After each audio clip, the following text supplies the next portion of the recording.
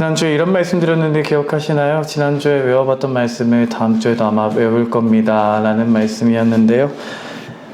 로마서 8장 11절 말씀입니다. 로마서 8장 11절 신약성경 249쪽의 말씀인데요. 못 외우신 분은 펼쳐서 한 번 더 같이 읽어주시면서 말씀을 새겨보았으면 좋겠습니다. 로마서 8장 11절 말씀 한번 같이 암송해 봅니다. 시작. 예수를 죽은 자 가운데서 살리신 이의 영이 너희 안에 거하시면 그리스도 예수를 죽은 자 가운데서 살리신 이가 너희 안에 거하시는 그의 영으로 말미암아 너희 죽은 몸도 살리시리라. 아멘. 암송을 하니까 사방에 웃으시는 분들이 많아지는군요. 암송을 해야 웃으시나 봅니다. 이 암송 구절은 우리 안에 계시는 성령님이 어떤 분이신지를 알려주시는 말씀인데요. 이 말씀을 계속해서 강조한 이유가 있습니다. 이 말씀은 또 오늘 본문의 말씀, 전할 말씀과도 연관이 된다고 생각하는데요. 계속해서 이 말씀을 강조한 이유는 우리가 십자가와 부활에 대해서 깨달았다면 이제 우리는 성령님께 우리의 시선을 주목하는 것이 하나님께서 원하시는 올바른 신앙의 자세다라고 말할 수 있기 때문입니다. 오늘 본문의 말씀은 사도행전입니다. 사도행전은 누가 기록했는지 아시나요? 누가가 기록했죠? 네. 누가 기록했냐면 누가가 기록했습니다. 네. 의사였다는 누가라는 사람은 데오빌로라는 사람에게 이 글을 쓰고 있습니다. 데오빌로라는 사람에 대해서 정확하게는 알지 못합니다만 이 사람에게 오늘 2절의 말대로 이전에 기록했던 글도 있었고 그리고 이제는 승천하신 일로부터 시작해서 교회가 성장해 나가는 과정에 대해서 기록하고 있는 책이 사도행전이라는 책이죠. 그러면 1절과 2절에 있는 내가 먼저 쓴 글이라는 건 어떤 걸까요? 누가복음을 뜻하는 거죠. 누가복음이 그러니까 첫 번째 책이라면 사도행전이 두 번째 책이라서 상권, 학원 같은 느낌으로 이어지는 책이다라고 말씀하셔도 크게 무리가 없겠습니다. 1부, 2부 같은 글이에요.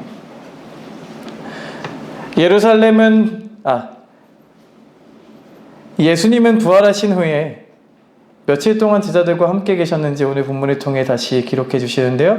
3절에 보면 이렇게 말씀하십니다. 40일 동안 부활하신 예수님은 제자들과 함께 하시면서 예수님이 어떤 분이신지 다시 부활하신 모습을 보여주시고 하나님 나라의 일을 가르치셨다라고 하십니다.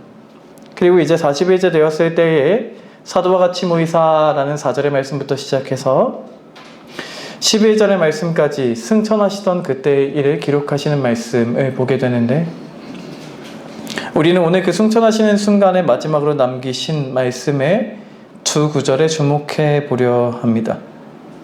예수님은 승천하시면서 제자들에게 어떤 것을 지시하셨거든요.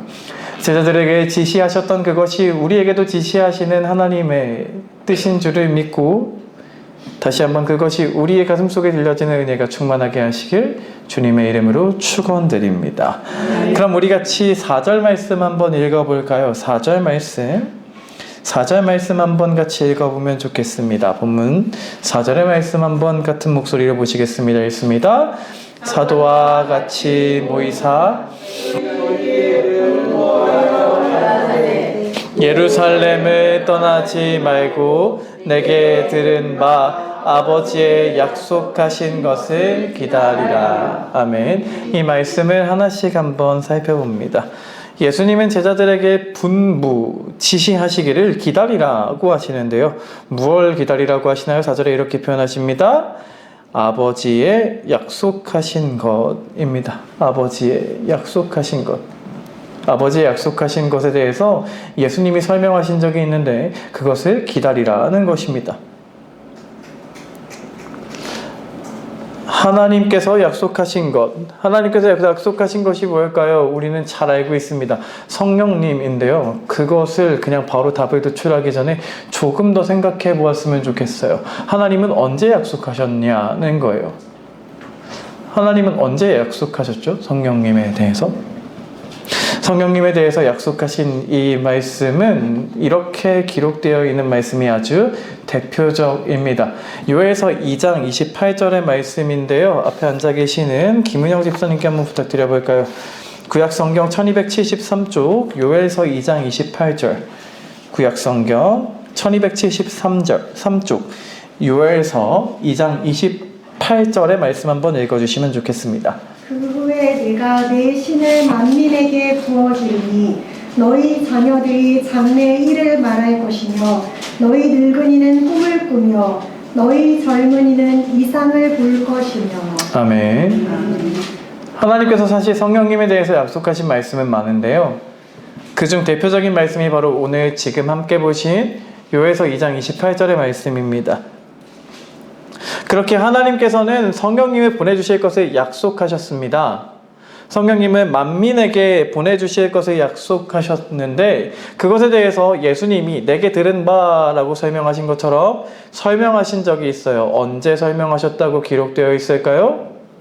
요한복음 14장부터 16장까지의 말씀에 기록되어 있습니다. 요한복음 14장부터 16장까지의 말씀은 우리가 이렇게 표현하는 최후의 만찬이라고 표현하는 자리에서 들려주셨던 말씀이에요. 예수님은 그렇게 십자가를 지시기 전 마지막 식사의 자리에서 하나님이 약속하신 성령님에 대해서 이미 설명을 자세하게 해주셨고, 그래서 지금 승천하시기 전에는 그때 내가 말했던 그 약속을 기억하라고 말씀하시면서 하나님께서 약속하신 그것을 분명히 보내주실 것이니 기다리라고 말씀하시는 겁니다. 그 약속은 분명히 이루어질 거니까 기다려라. 그래서 우린 잘 알고 있습니다. 이날로부터 10일 후 오순절이라고 부르는 날에 갑자기 바람과 같이 불의 혀와 같이 임하신 성령님께서 놀랍게 역사하셨다는 사실을 말이죠. 그때 베드로가 이런 설교를 했죠. 유명한 설교를. 이 사람들이 지금 술 취해서 그런 게 아니다 라고 시작한 설교를 하면서 이날이 왜 이런 일들이 벌어진 것인지를 설명하는 유명한 설교인데요. 그 설교의 말씀에서 그래서 베드로도 이런 말을 한 겁니다. 사도행전 2장 15절과 16절 한번 정주영 성도님 한번 읽어주실까요? 본문 뒤쪽으로 넘어가서 사도행전 2장 15절 16절 두 절 말씀입니다. 때가 제3신이 너희 생각과 같이 이 사람들이 취하는 것이 아니라 이는 곧 선지자 요엘을 통하여 말씀하신 것이 일러지되. 아멘. 오순절날 왜 베드로가 요엘서의 말씀을 인용했을까요? 우리가 아까 본 대로 그것이 가장 대표적인 성령님에 대해 약속하신 하나님의 약속의 말씀이었기 때문이에요. 그래서 그렇게 약속하신 것이 이루어졌다라는 것을 우리는 오순절이라는 절기를 통해 알고 있습니다. 우리는 그날을 또 성령 강림절이라고 부르며 기념하지요. 그럼 여기서 이렇게 좀 질문해 보고 싶습니다. 예수님은 이렇게 말씀하셨어요. 하나님이 약속하신 것을 기다려라. 그러면 여기에 조금 삐딱한 질문을 던져보려고 합니다. 우리가 왜 성령님을 기다려야 하죠? 기왕 삐딱하게 질문을 좀 하는 김에 이렇게까지 단어를 좀 붙여볼까요? 굳이라고 말이에요. 왜 굳이 그래야 하는 거예요? 왜 굳이 그래야 할까요? 우리가 무언가를 기다릴 때를 한번 생각해 보면 말이죠. 우리는 내가 좋아하는 것, 내가 원하는 것이 이루어지는 것을 기다립니다. 내가 내 생일을 소중하게 생각하면 내 생일이 오는 걸 손꼽아 기다릴 수도 있고요. 어린 아이들은 소풍이라는 걸 소중하게 생각한다면 소풍 가는 날을 기다릴 수도 있는 거고요. 어떤 곳에 가서 맛있는 걸 먹는다, 그날 그런 곳에 갈 거다라는 그런 하나만 있어도 그날이 오기를 기다릴 수 있습니다. 내가 좋아하는 것, 내가 소중하게 생각하는 것, 내가 원하는 것, 그것이 이루어지기를 기다리는 거죠. 우리는 그런 걸 기다리지 내가 가치 없다고 생각하는 것, 내가 싫어하는 것은 기다리지 않습니다. 내일 모레면 노예 목사님들과 함께 당일치기 여행을 가야 하는데요. 기다려지지 않습니다. 가야 한다는 사실이 계속해서 압박을 하고 있을 뿐이에요. 좋아하는 일은 아니라는 거죠. 그런 거잖아요. 좋아하는 걸 기다립니다. 가치 있다고 생각하는 걸 기다립니다. 그런데 기다리라고 말씀하세요. 하나님이 약속하신 것을 기다리라. 그분이 성령님이신데 성령님을 기다리라고 하시거든요. 여러분들은 기다려지시나요? 기다려져 보신 적이 있으신가요? 왜요? 성령님이 어떤 분이신데요? 성령님에 대해서 내가 좋아하는 마음, 그분을 가치 있게 여기는 마음, 소중하게 여기는 마음이 없다면 기다려라 기다려라 아무리 해봐도 조금 삐딱한 질문에 들어봤던 대로 왜? 내가 왜 굳이? 라는 생각밖에 들지 않는 게 이 지시하심 아닐까요? 그래서 아직 예수님께서 성령님이 어떤 분이신지를 많이 설명해 주셨지만 아직 성령님이 어떤 분인지를 정확하게 더 깊이 알지 못하는 제자들에게 그래서 왜 기다려야 되는지에 대한 이유를 아주 짤막하게 한마디의 말씀으로 이런 일이 일어날 거기 때문에 기다려야 한다라고 설명하신 게 4절의 말씀에 이어지고 있는 오늘 본문 5절의 말씀입니다. 5절의 말씀, 본문 5절의 말씀 한번 같이 보면 좋겠습니다. 본문 5절의 말씀 한번 같이 읽겠습니다. 5절 같이 읽습니다.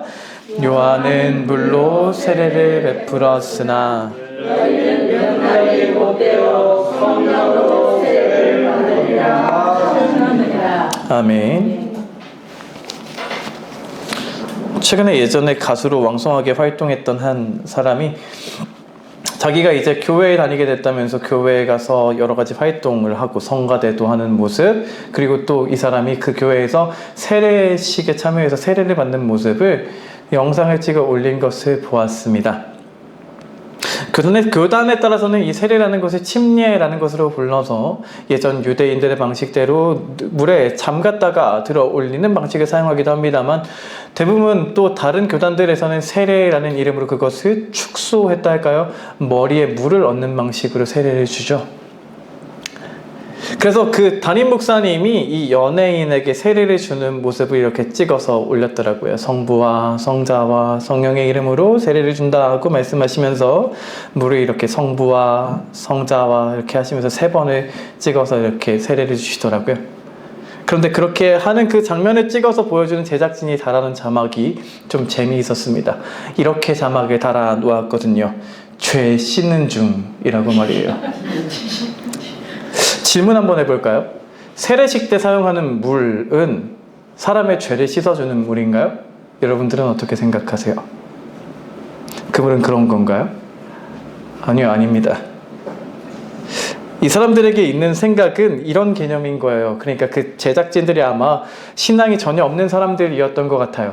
그래서 그 가톨릭에서 말하는 성수라는 개념을 어디선가 영화에서도 본 적 있고 하니까 그게 무슨 역할을 한다고 생각했던 모양입니다. 그래서 그 물이 성수, 거룩한 물이라서 이렇게 찍어주는구나, 죄를 씻어주는 거구나 라고 생각했던 모양이에요. 하지만 우리는 그런 걸 이야기하지 않습니다. 세례식에서의 물은 상징적인 것일 뿐이지 그 물 자체가 어떤 거룩한 효력을 나타낸다고 믿는 게 아니에요.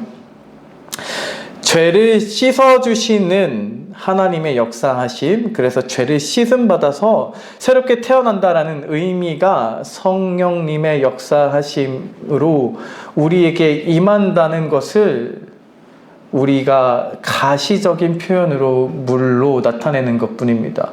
조금 어렵게 표현했는데 한마디로 말하면 성령님의 역사하시는 걸 우리가 눈으로 보지 못하니까 눈으로 보이는 방식으로 표현한 것이 물로 주는 세례라는 거예요.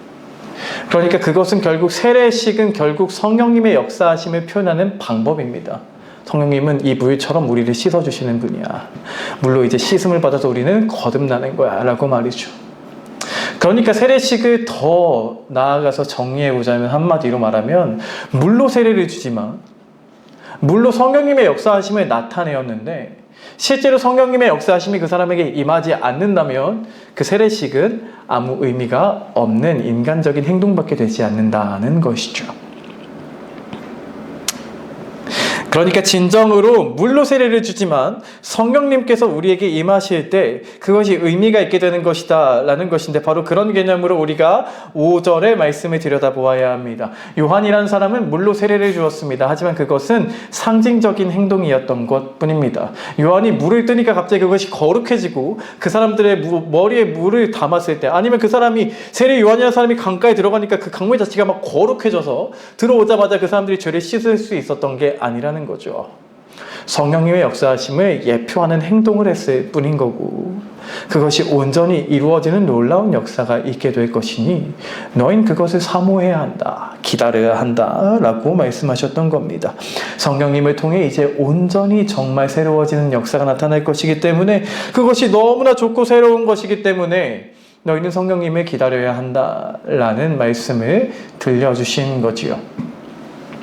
자, 그렇다면 오늘 말씀을 들은 우리는 성령님께서 세례를 주시는 것을 기다리라 라고 말씀하셨던 그 말씀을 그대로 받아서 우리도 성령님께서 우리에게 성령의 세례를 주시기를 기다려야 하는 것일까요? 아니요, 그렇지는 않습니다.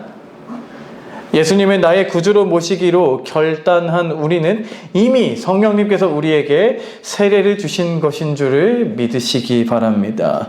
이 사실을 성경이 이렇게 기록하시는데요. 고린도전서 말씀 한번 같이 펴보면 좋겠습니다. 고린도전서 12장 13절. 고린도전서 12장 13절이 신약 성경 278쪽에 있습니다. 신약 성경 278쪽에 있는 고린도전서 12장 13절입니다. 고린도전서 12장 13절, 신약 성경 278쪽의 말씀, 고린도전서 12장 13절 펴신 줄로 알고 같이 한 목소리로 읽겠습니다. 시작.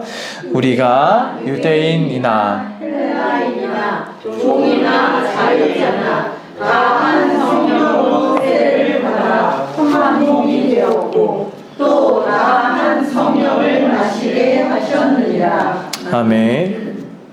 그러니까 말이죠.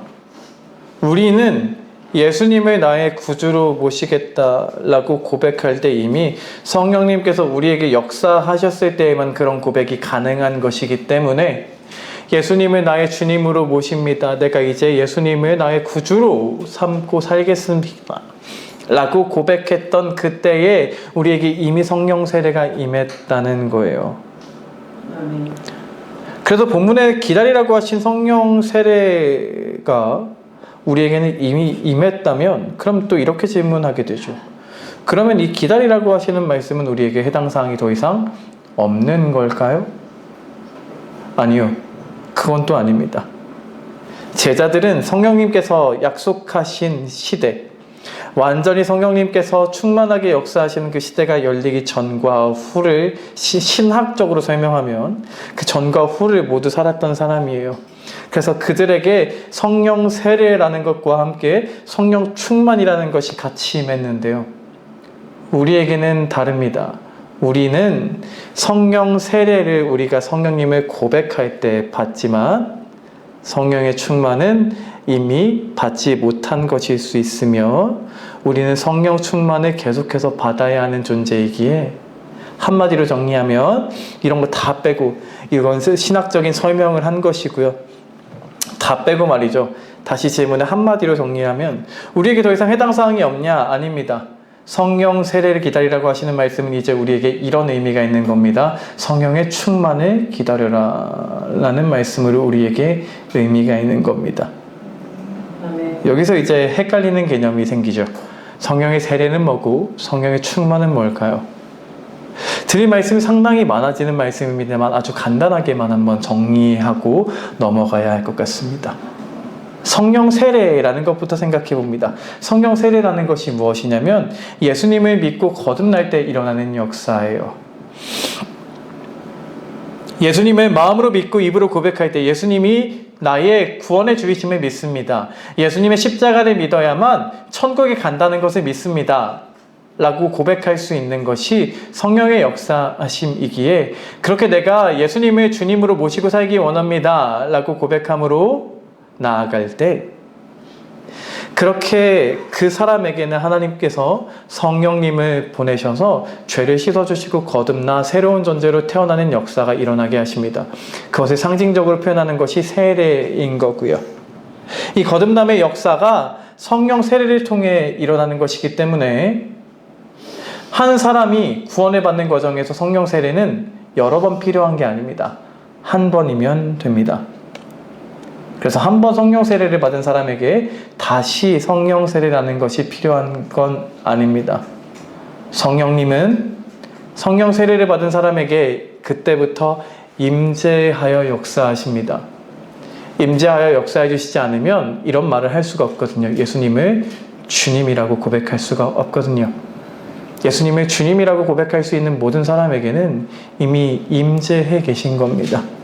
임재하셔서 주를 고백하게 하심으로 믿음으로 살아가게 하시는 역사가 일어납니다.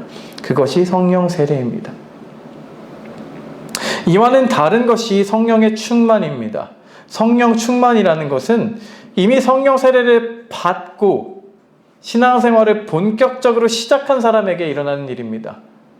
성령 충만은 성령 세례를 이미 받고 신앙생활을 본격적으로 하는 사람에게 일어나는 일이에요. 비교해보자면 성령 세례가 내 안에 임재하셔서 본격적으로 역사하시기 시작하는 것이라면 성령의 충만은 시작한 그 사람에게 계속해서 성령님이 얼마나 역사하시는가의 문제로 그에게 역사하시는 겁니다. 그래서 충만이라는 표현을 쓰는 건데요. 나라는 존재가 내 안에서 역사하시는 성령님의 지배하심 아래로 들어가는 과정, 이렇게 신학적으로는 설명할 수 있습니다. 나라는 존재가 내 안에서 역사하시는 성령님의 지배하심 안으로 들어가는 과정. 그래서 들어가기 시작한 것이 세례라면 점점 깊이 들어가는 것이 성령의 충만입니다.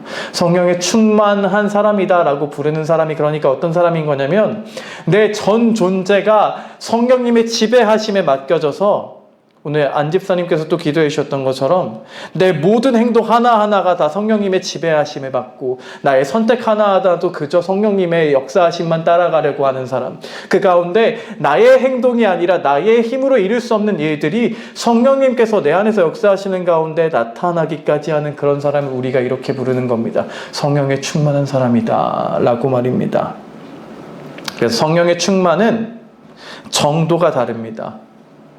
성령님께서 임재해 계시지만 우리 안에 성령의 충만한 정도에 따라 나타나는 역사가 다른 겁니다. 나의 전 존재가 온전히 주님의 지배하심에 있게 되도록 순응하는 사람이 있는가 하면 내 안에서 성령님은 여전히 역사하시지만 그것에 순응하지 않음으로 성령에 충만하지 못한 사람도 있는 겁니다.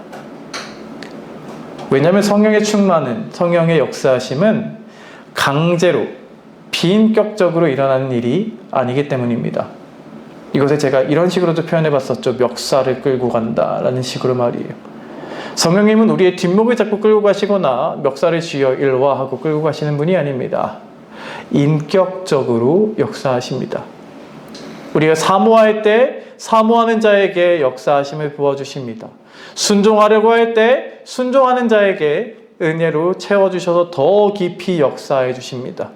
그런데 반대로 순종해야 하는데 순종하지 않으면 성경은 이렇게 말씀하십니다. 우리 안에 계시는 성령님이 순종하지 않는 그 모습을 통해 근심하신다라고 말입니다. 교회 안에 있는 사람은 모두 임재해 계신 사람들인데 순종하지 않을 때 성령님은 근심하십니다. 그래서 성경이 말씀하십니다. 성령이 근심하시게 하지 말아라. 또 이런 말씀을 하십니다. 성령님을 많이 역사해 주시기를 사모하는 사람에게는 성령님은 불 같은 분이셔가지고 우리 점점 뜨거워지게 하시고 점점 열심을 내게 하시고 점점 더 헌신하는 삶으로 살게 하시는데, 그런데 불같이 역사하시는 그 성령님의 인도하심에 따르지 않는 사람은 마치 그분의 불을 끄는 것과 같다고 말씀하세요.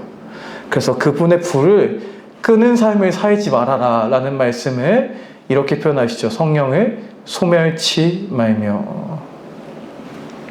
그렇습니다. 그래서 정리해보자면 성령 세례는 일생에 한 번만 받으면, 고백할 수 있게 되면 우리에게 임재하시는 성령님을 모시게 되는 과정의 은혜를 누리게 되는 거지만, 성령의 충만은 우리가 삶 속에서 계속해서 받아야 하는 것입니다. 더 충만하게 역사하시는 가운데 우리의 삶이 더 성령님의 지배하심 안에 들어갈 수 있도록, 우리의 전 존재가 마음과 생각과 모든 행동 하나하나까지 성령님의 이끄심 속에서만 이루어질 수 있도록 나를 점점 더 굴복하는 과정으로 나아가기 위해 성령의 충만하게 역사하심이 필요합니다. 성령님이 그렇게 충만하게 역사하심을 계속해서 받는 사람은 나의 존재가 점점점 성령님의 역사하심 안에 들어가게 되지만, 성령의 충만하심을 받지 못하는 사람은 내 안에 성령님은 계시나 성령님이 마치 안 계신 사람처럼까지도 행동하게 되는 겁니다. 성령님이 계시면 분명히 그분의 역사하심 속에 변해야 하는 것인데, 그분을 근심하게 함으로, 그분이 충만하게 역사하심을 내가 거부함으로 성령님의 역사하심 속에 변화되는 삶을 살지 못하고 여전히 주님이라고 부르긴 하지만 세상과 다를 바 없다는 모습으로까지 나아가는 거죠. 그래서 우리에게는 계속해서 천국 갈 때까지의 충만함이 필요합니다. 성령의 충만을 받으며 점점 더 나를 하나님의 자녀답게 변화하게 하시는, 천국으로 이끌어주시는 성령님의 역사하심 안으로 들어가야 하는 것입니다. 그래서 결국 오늘 본문에서 제자들에게 성령님을 기다리라고 하신 예수님의 말씀은 우리에게 이런 의미가 된다고 다시 정리하며 말씀을 맺어보려고 합니다. 어떤 의미라고요? 성령의 충만함을 기다려라.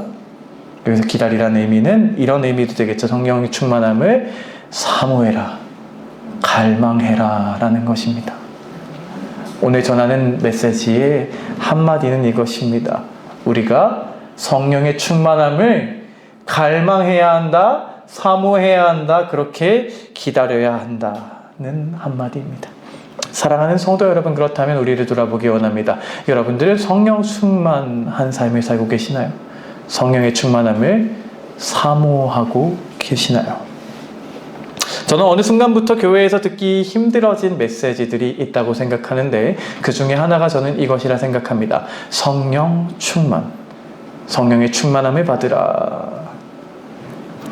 예전에는 저는 그런 시대를 많이 살아가지 못했습니다만, 부흥회, 어떤 특별 기도회라는 것을 할 때면 그때 전해졌던 중요한 메시지가 이거였던 것 같습니다. 성령에 충만해야 한다. 성령 충만을 받아야 한다.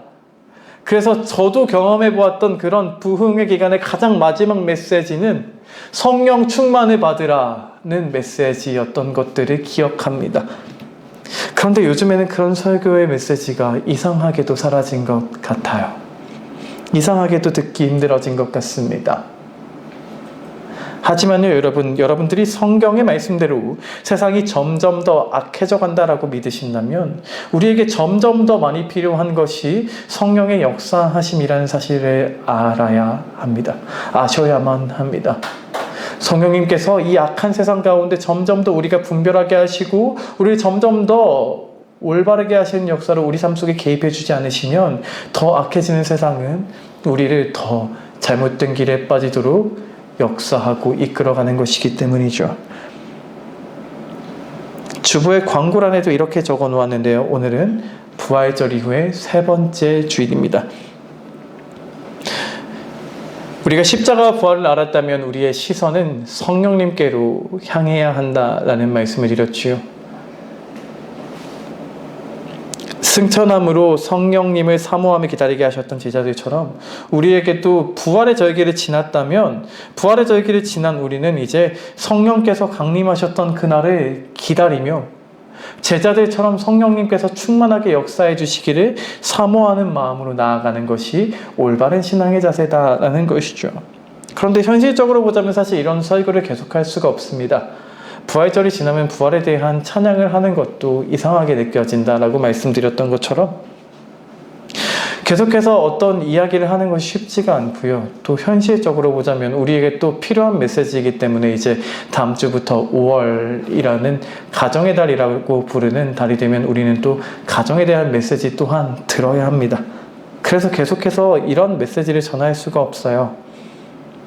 하지만 오늘의 말씀을 통해 여러분들께 함께 이렇게 나가게 하시기를 주님의 이름으로 축원드립니다. 여러분, 다시 설교를 통해 성령의 충만을 기다리는 사람이 되시기를 바랍니다.